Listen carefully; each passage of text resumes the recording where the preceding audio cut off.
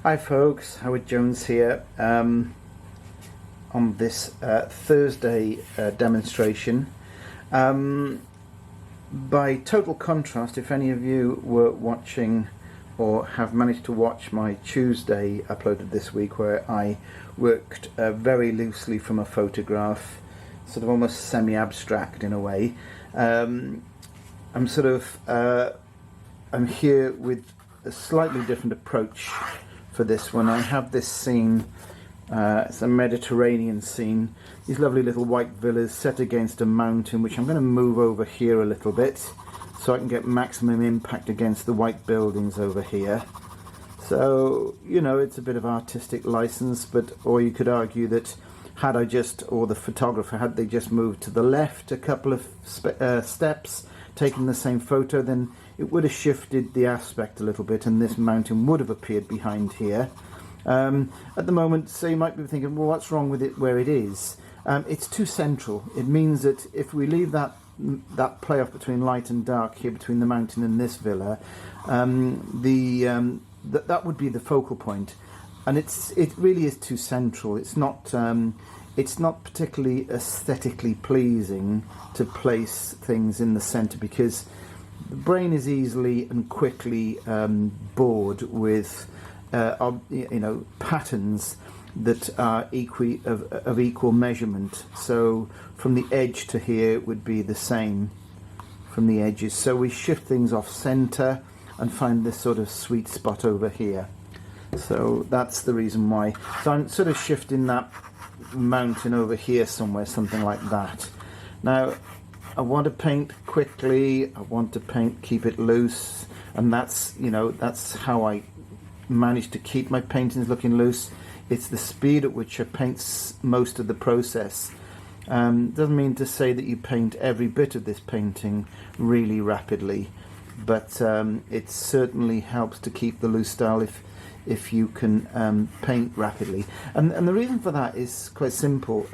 When you paint quickly, you stop worrying about whether you're making the right marks or not. We basically, most of the time, the reason why we can't paint loose is because we overthink things. We don't trust our decisions, our on-the-spot decisions, and the way to overcome that is just to continually work rapidly. And yes, you will go through a period of a lot of bad paintings, paintings that you won't want to look at, you won't want people to see, but it's not about them, it's about you. So just get used to that. Accept the fact that you're going to go through this period of a number of bad paintings, and the sooner you can get through that particular part of the process, the closer you are, the sooner you will arrive at where you want to be with your loose style painting. It's a case of there's really, I suppose, no excuse for practice and time spent. So I think this will do. There's a big expanse down here of rather open space, so we've got to make sure that we sort of make the foreground work, that it speaks to the rest of the painting. Right, I've penciled in that drawing. Just going to go in with some nice, I want to keep some nice jolly sort of bright colours, Mediterranean, beautiful bright blue skies up here.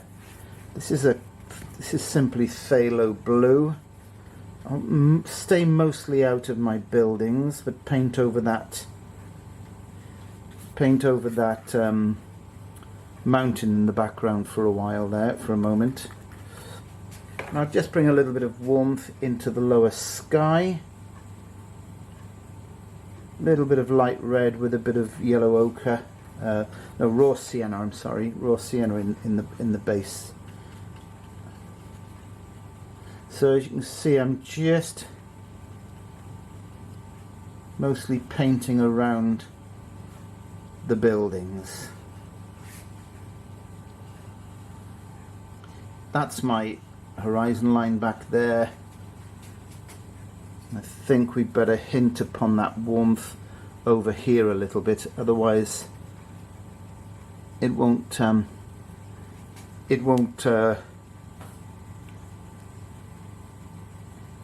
speak. It'll look like that side of the painting doesn't belong to this side of the painting. So be sure to just warm up that lower sky just behind the building here. So I'm just making clean edges around my buildings now. The paint's already on my paper, so I don't have to worry about picking up paint to do what I'm doing right now. I'm just distributing the paint that's already been delivered. So now let's get some sandy warm colours. And I'll just put a wash of water. Might be a little bit of blue in this from the sky, but that doesn't matter. We'll soon warm that up with some raw sienna. So all I'm doing here is blasting this beach with water. And now let's bring in the raw sienna, which is a nice instant sandy effect, if you like. Now there's some cooler sandy colours down here, so I'm just picking up mostly a bit of cerulean blue, and we'll run some of that, I think, through here like this, and let that do its thing on the paper like this. Bring in some more raw sienna again, probably about in here, something like that.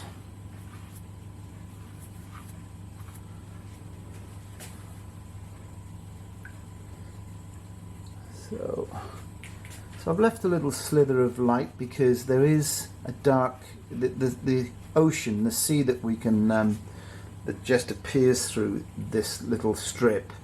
It's quite dark actually, so it might be good because the mountain, when we get to it, is quite dark, and that will run almost like a taper off to the a horizontal taper along here. So I think we're going to have to let that dry mostly. Just looking at we're probably needing a little bit more warmth down here somewhere.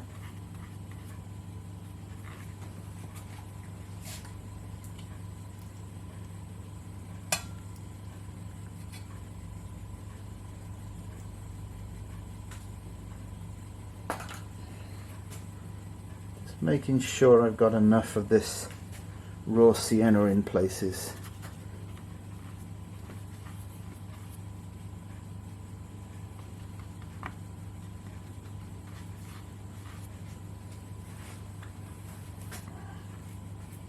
Okay, now everything's still very wet.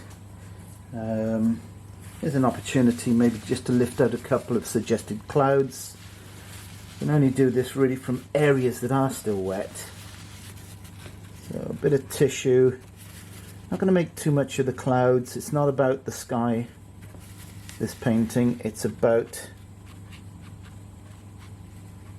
the land and the little buildings more than anything else.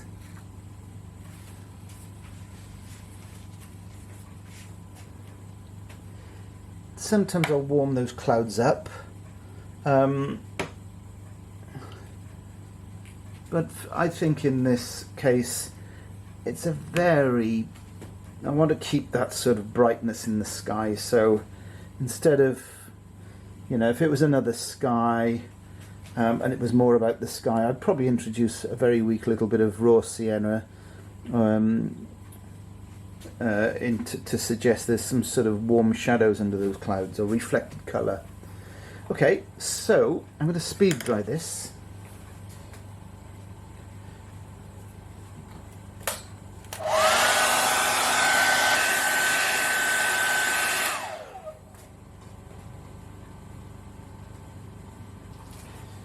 So this is mostly dry. There's probably still a bit of dampness in there. when I was drawing with the hairdryer, I was also flicking a little bit of water for some textures down here. It sort of worked. It's there's evidence of it, but in very subtle fashion in some areas, but that's okay. I just took the opportunity while it was there. Now I'm going to put out some fresh ultramarine blue and pop in some windows and details, some basic details in the buildings, in those villas. Pick up a little bit of burnt sienna and ultramarine blue. I just picked up phthalo by mistake, but I don't think that will do too much damage. So there's my rather dark mix. This is a small pointed brush and gives me a nice, because there's very little water in the brush and there is a lot of paint, it does give me a nice broken delivery here, which is just what I want for these little windows.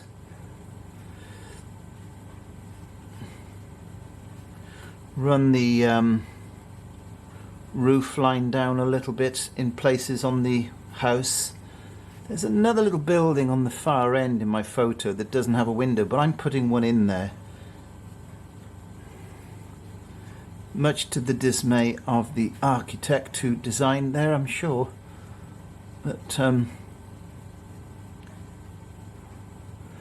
this is our little project, and we can change it as we see fit. There's another building over here, slightly more of an angle on this one, so the windows are squeezed up much closer, a little bit smaller too.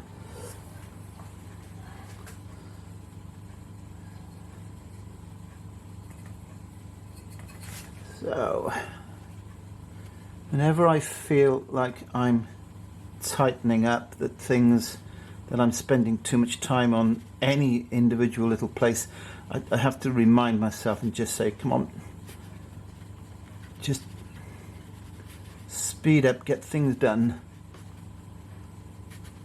And some greenery over here. Just put a little bit of something green here, sort of like it's just an olive type green. Ultramarine blue and raw sienna, and we'll put in these palm trees, nice and dry. Gives them a really lively look about them. And if we're really careful with this pointed brush, we can even hint upon the tree trunks. If you feel more comfortable doing something like that with a rigger brush, then you must do it whatever in the way that's most comfortable for you. So keep mixing up the same mix, sometimes with raw sienna, sometimes with burnt sienna, because that just changes the amount of green that appears in this scene. The raw sienna will make these. I'm painting the vegetation that's in front of the walls and on the beach area, and the raw sienna will give you a sense that these things are green in colour.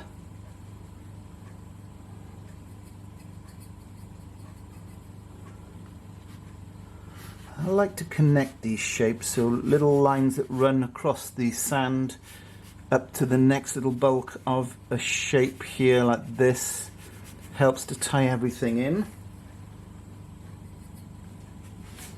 And then these greens, it's all very dry, this mix.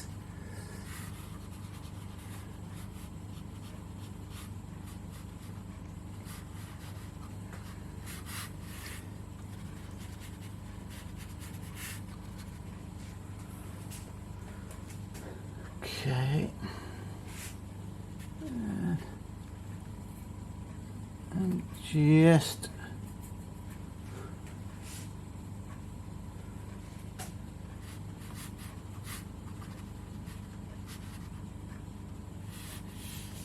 placing in bigger shapes very loosely down here.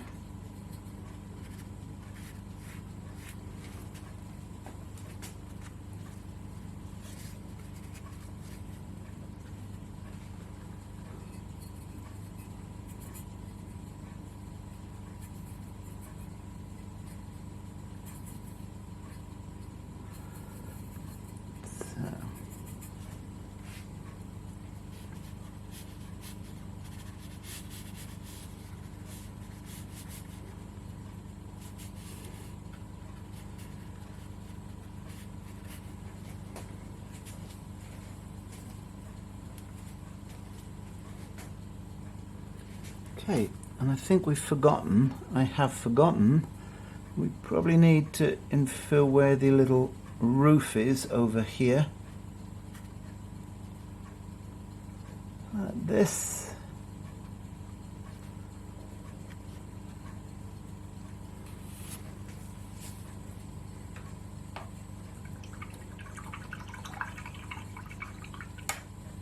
Okay. I'm just going to take this scruffy brush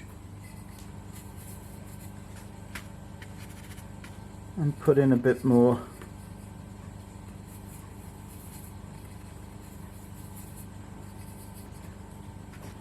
down here.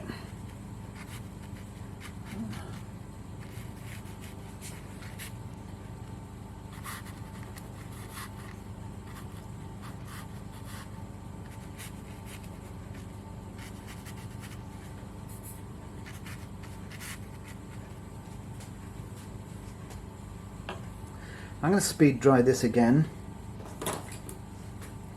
Just a little bit of scraping out perhaps.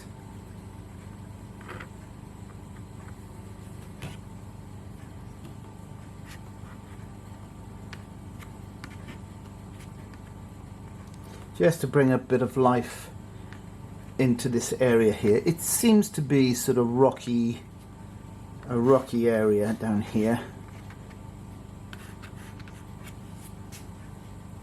I'm going to speed dry this.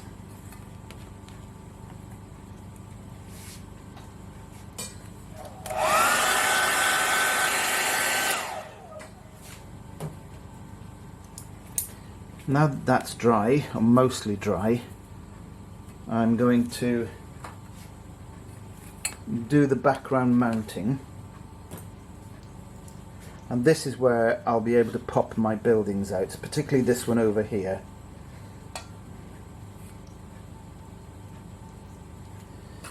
So I'm mostly using burnt sienna and ultramarine blue here.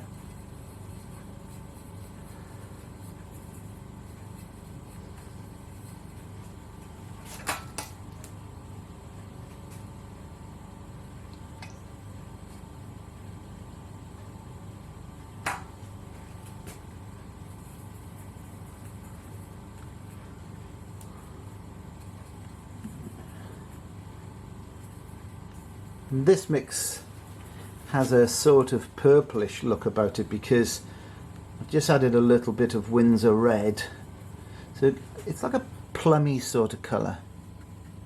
This is where you've got to be a bit careful to remember the angle on the roof, the bit of perspective that we'd expect on that roof here, and then maybe that bit of land pops up again down there.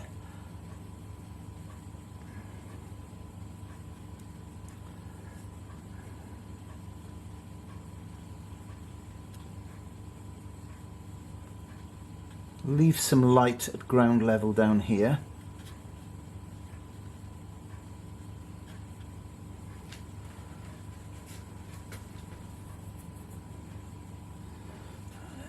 Bring a little bit more dark in places over the top of the wall.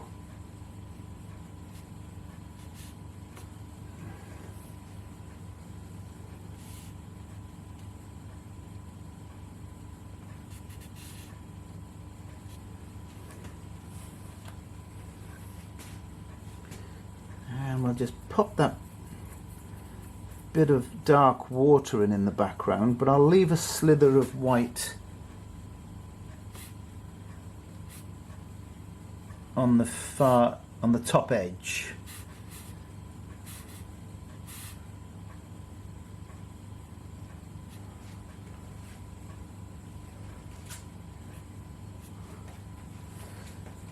Now it's time to, I think, put the colour of the roof of this building over here. It's a lovely terracotta red. I'll use a bit of raw sienna and a little bit of Windsor red. And because my mountain behind is still wet, I'm probably going to get a little bit of that colour moving into the mountain behind. I don't mind that at all. Now I'll speed dry again.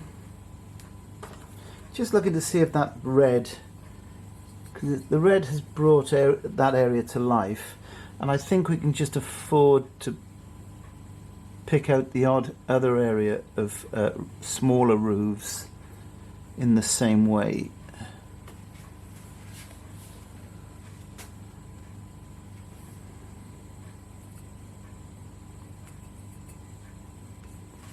Bit of warmth on this wall here. A little bit of warmth up here. A little bit of warmth here.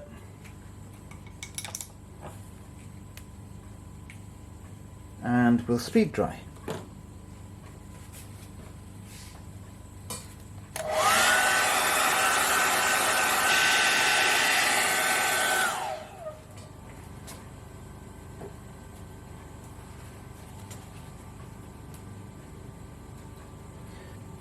And now I'm going to clean my palette off and mix up some nice shadow colour here, ultramarine blue,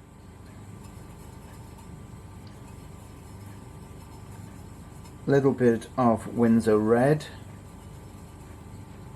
more of the blue, bring some waters to the party,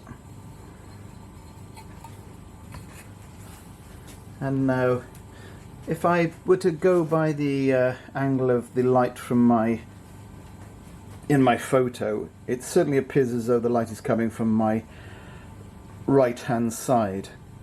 And I'm just trying to make up my mind whether I want to use that light or make the light appear to come from a different direction. And I think I'm going to make my light come from a different direction, because otherwise there's too much dark on these buildings because it's coming from the wrong direction. So if the light comes from this side, I've got the opportunity to leave more white on these larger areas of the building. So that end building there, the end of that building there will be in shadow. There will be shadow, of course, running under the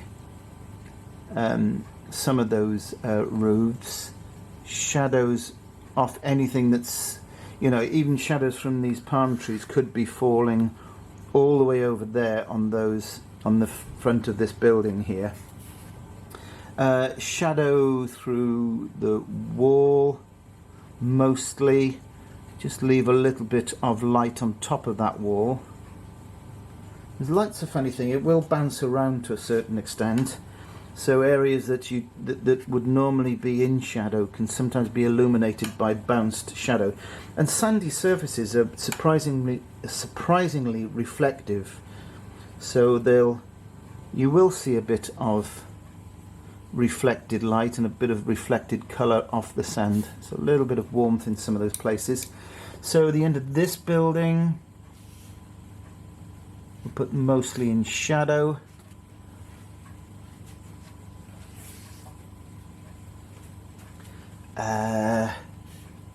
Little bit of shadow in this area from the trees.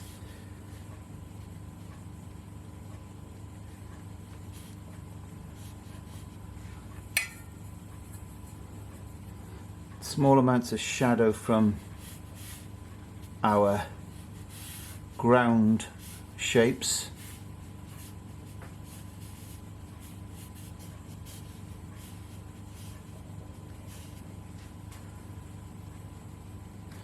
And we'll shadow out. You can imagine that, you know, there is evidence of clouds, a few wispy clouds up there. So it'd be nice just to sort of use that as an excuse to make some good shapes down here.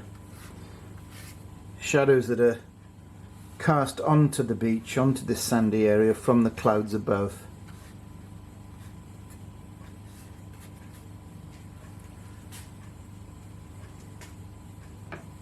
I'm just going to finish it with a couple of verticals. It's just we've got a couple of trees there, but I just feel as though the scene probably needs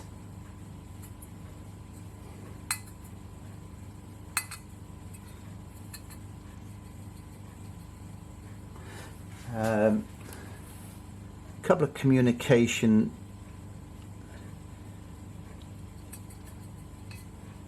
posts, telegraph posts here and there dotted around.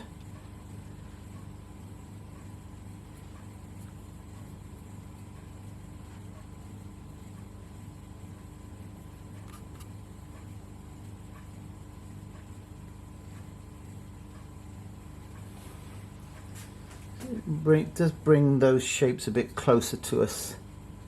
So perhaps there's one about here popping up, and it's our side of this wall here. You'd expect it to be a bit taller.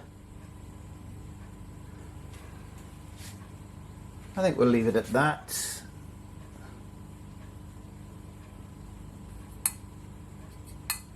Little hint of some land on the opposite side of the water there.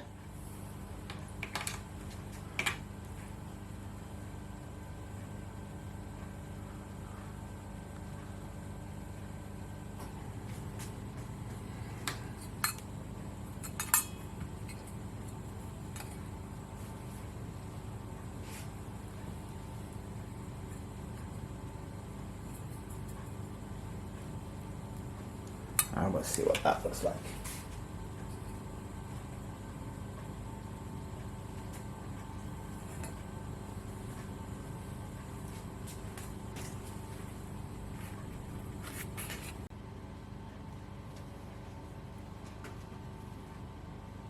I'll just take you in a little bit closer. If I can keep the focus on my camera here. So, you know, I now sort of look at the painting to see if there's anything I could do just to add a little bit more interest to it. One thing I think might work is, and I think I had the intention of putting a chimney there. There's something there, but I don't think in the photograph it is a chimney. I think it just happens to be a palm tree in the back of that, behind this building.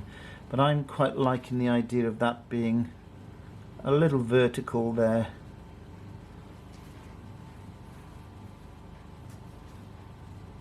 But that's okay. It looks busy despite the fact that I didn't fuss. There's still plenty of busyness to it. I quite like, even though it's not in the painting and not in the photograph, I quite like this blue. It's almost as though there's a little sort of river running, you know, one of these little streams that runs off onto the beach here. Yeah, I'm quite happy with that. I hope you enjoyed this one, folks. If you haven't already, please consider subscribing to my channel. It really helps, and it certainly lets me know that you're out there and you're watching these things, which is great for the incentive. It makes me, it keeps my desire for doing these things up, knowing that there's somebody out there watching. If you like them, please hit the thumbs up button, and until next time, see you then.